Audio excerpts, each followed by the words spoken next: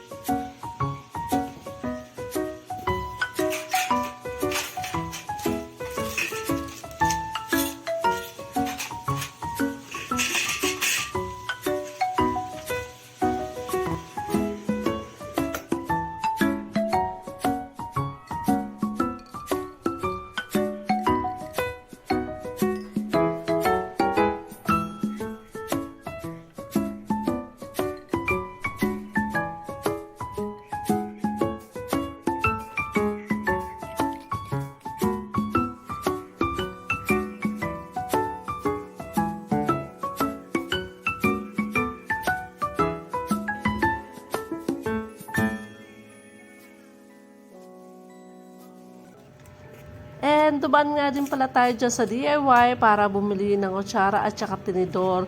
Kasi dadalawang peraso na lang po yung tira nating tinidor sa bahay.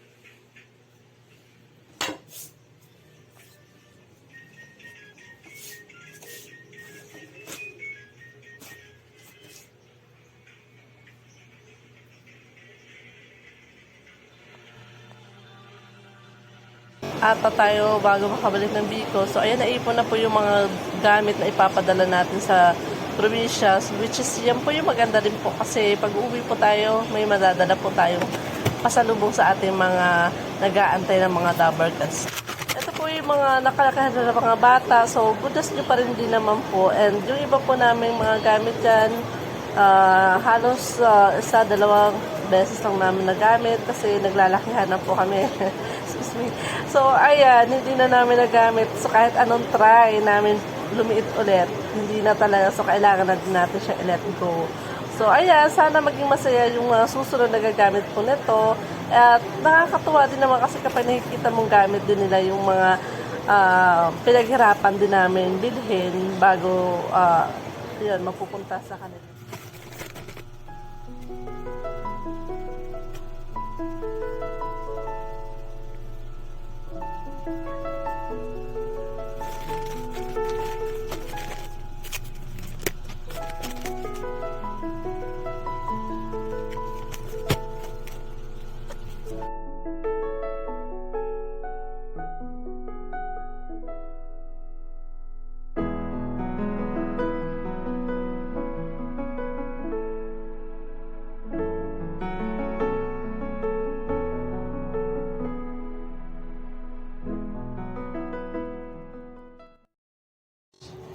At syempre hindi na mawawala yung pasalubong. Kaya, ayan, dumiretso kami dito sa may Tanza, Cavite.